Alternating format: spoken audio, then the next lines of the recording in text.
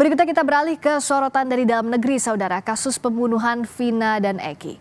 Ibtu Rudiana, ayah Eki, jadi sosok yang paling dicari kemunculannya, khususnya saat Peggy Setiawan bebas dari jeratan status tersangka.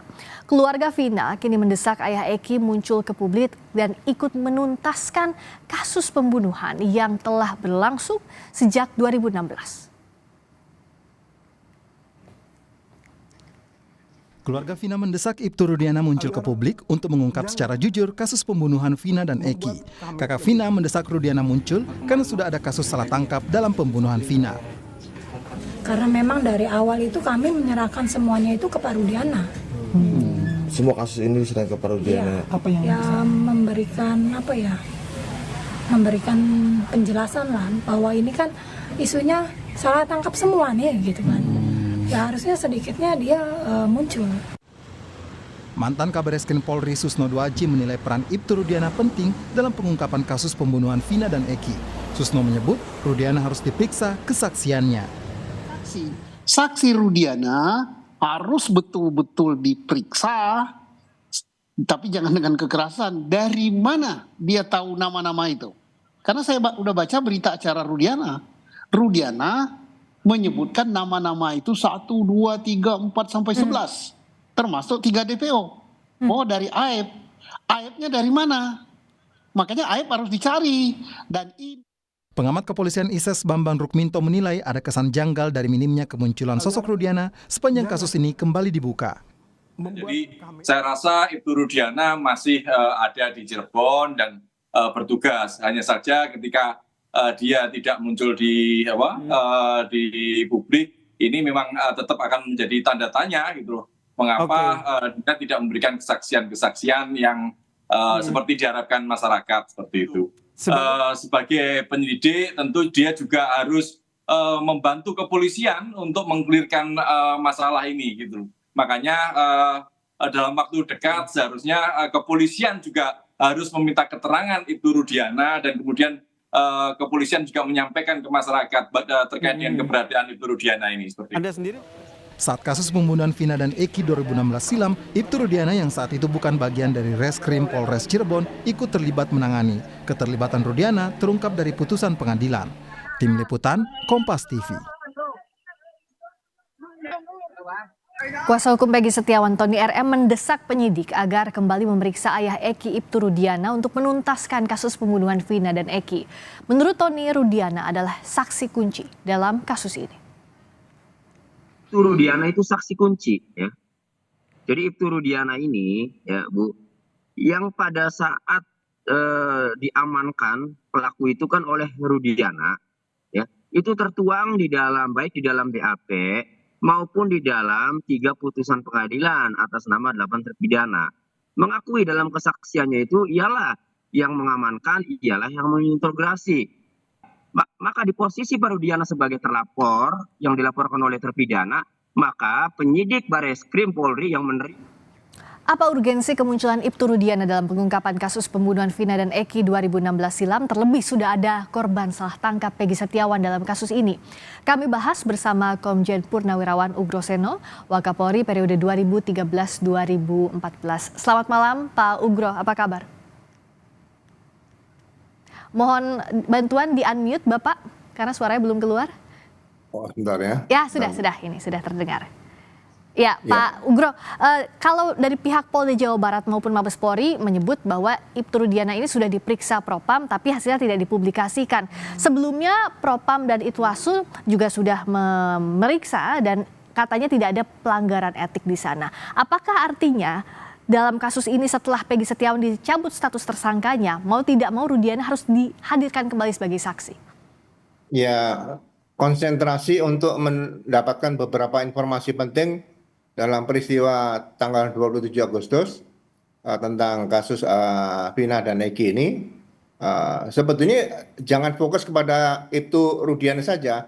Anak buahnya yang ikut menangkap bersama-sama di mana sekarang? Ya, Kasat Serse waktu itu di mana sekarang? Ini harus dipanggil semua. Makanya saya bilang ada tim gabungan pencari fakta supaya bisa terbuka semuanya. Tidak mungkin Ibtu Rudiana mulai membuat cerita yang mendatangkan Liga Akbar, cerita yang tidak benar, kemudian dia mendatangi ke lokasi dengan sendirian tidak mungkin. Pasti dikawal oleh anak buahnya.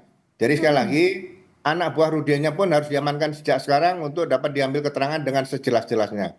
Nah, ini bagaimana mekanisme yang bisa diterapkan, Pak Ugro? Apakah harus dimulai penyidikan sejak awal lagi bahkan karena sudah ada salah tangkap Peggy Setiawan atau seperti apa prosedurnya? Ya ini sebenarnya harus kembali ke TKP lagi. Laporan polisinya tuh sebenarnya harus diluruskan. Siapa yang membuat laporan polisi tanggal 26 Agustus? Bukan laporan polisi itu Rudiana yang dibuat tanggal 31 Agustus.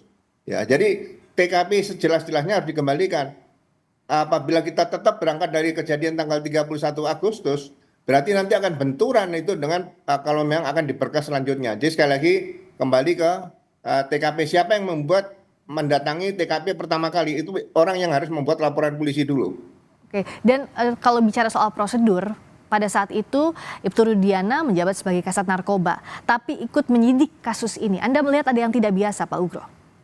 Ya kalau mau dilibatkan biasanya kalau kasus yang menarik perhatian publik dan sebagainya, ada menyangkut jiwa yang meninggal dunia, bisa dibentuk tim, dilibatkan juga nggak ada masalah. Tapi harus ada surat perintah penyidikan. Sejak ada laporan polisi, seperindiknya itu yang membuat siapa, ini harus jelas itu. Jadi yang terlibat siapa di situ harus jelas. Karena ini kasus pasti suatu saat akan mendapat pertanyaan dari beberapa pihak kalau kasus ini tidak terungkap atau terungkapnya seperti sekarang ini, jadi ada salah tangkap dan sebagainya.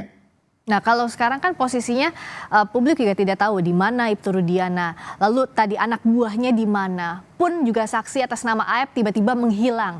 Nah, sementara kan publik meminta ada transparansi, jangan sampai ada korban salah tangkap lagi sebagai Peggy. Pak Ugro, siapa yang bisa nge-push ini, siapa yang bisa mendorong ini? Ya saya bilang dari awal, karena ini kan ada permasalahan dengan Polresta Cirebon dan Polda Jabar, sehingga perlu ada tim gabungan pencari fakta dari pusat supaya ini tidak menimbulkan kecurigaan-kecurigaan. Nah, tim gabungan dari pusat ini terdiri dari berbagai disiplin ilmu, pakar-pakar tadi, dan juga dari lembaga kriminologi UI atau dari RSCM yang biasa melakukan otopsi. Ahli-ahli otopsi ini harus dilibatkan, DNA juga dilibatkan. Nah, yang bisa memerintahkan untuk mendorong adanya tim khusus ini siapa? Apakah harus perintah Kapolri langsung?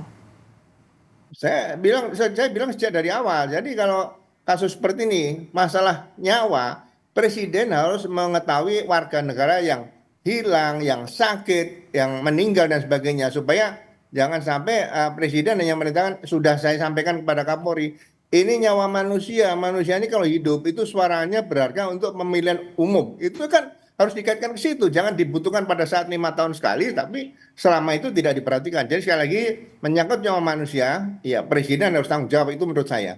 Dan Kompolnas akan memeriksa Ibtu Rudiana. Kalau Kompolnas nanti sudah memeriksa, urutan berikutnya seperti apa? Karena kan sepertinya kalau kita lihat dalam proses yang berlangsung saat ini, Pak Ugro Seno, penyidik melakukan penyidikan kasus ini. Tapi Kompolnas ini hanya bisa memantau. Nah, tapi kalau sudah ada kasus salah tangkap, juga ada pertanyaan publik soal saksi, termasuk Ibtu Rudiana, ada sesuatu yang harus disidik lebih lanjut lagi. Seperti apa Kompolnas bisa mendorong agar ada penyelidikan, bahkan penyidikan sejak awal?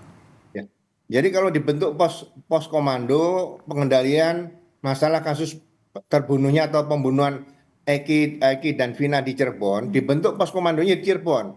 Siapapun nanti bisa datang ke situ, ya presiden, mau wakil presiden, mau ketua DPR, ketua MPR, bisa datang ke situ.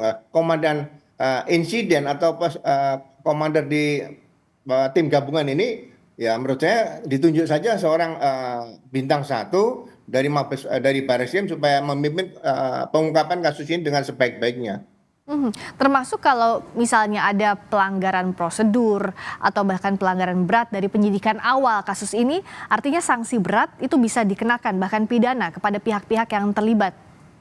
Ya memang harus seperti itu. Jadi polisi yang profesional, polisi yang baik masih lebih banyak daripada polisi yang tidak profesional, tidak baik. Jadi sekali lagi jangan ragu-ragu kalau ada yang polisi yang salah, katakan salah. Karena yang baik sekali lagi 99% polisi baik itu masa mau dikalahkan dengan 1% polisi yang tidak baik. Jadi sekali lagi jangan ragu-ragu mengungkap kasus ini kemudian merasa bahwa ini akan merusak citra Polri. Enggak ada lah. Citra Polri tidak akan rusak dengan bisa mengungkap kasus pembunuhan Eki dan Vina ini dengan sebaik-baiknya. Walaupun ada salah prosedur yang selama ini itu sudah divonis oleh pra peradilan, ya nanti akan berlanjut ke peninjauan kembali. Tapi sekali lagi kasus ini terbuka secara tuntas dan tim baru yang menangani masalah ini itu saja. Dan ini kan sudah lewat 8 tahun, artinya pun bukti bisa jadi sumir, sudah menghilang, sulit ditelusuri sejak awal. Tapi sebenarnya bisakah ini secara presisi nantinya disidik dengan sesuai dengan faktanya, Pak Ugro? Ya, tidak bulat faktanya, tapi yang mendekati fakta ini kan itu mendekati cerita yang sebenarnya. Jadi ceritanya sudah terungkap misalnya atau sudah solid. Nah, pelaku kalau misalnya mau dicari, tinggal carikan kira-kira alat bukti apa yang bisa berkaitan dengan pelaku. Jadi ahli-ahli yang berkaitan dengan alat bukti ini kan misalnya sudah jelas keterangan saksi, keterangan ahli, ditambah dengan surat petunjuk dan keterangan terdakwa. Jadi keterangan saksi mungkin bisa saksi yang baru lagi juga masih ada. Keterangan ahli juga mungkin siapa tahu di sepeda motor ada darah, di baju masih ada darah juga belum ditemukan. Ya, membutuhkan ahli-ahli yang lebih banyak dari disiplin ilmu daripada ahli-ahli yang biasa kita gunakan, seperti itu. Artinya kan ada tantangan yang akan dihadapi kalaupun dibentuk tim baru untuk penyelidikan, bahkan penyidikan ulang. Nah, tapi Pak Ugro, apa yang harus dilakukan kepolisian agar proses penyidikan ini sesuai dengan faktanya, tidak ada yang ditutup-tutupi, transparan, artinya bisa diawasi juga oleh publik?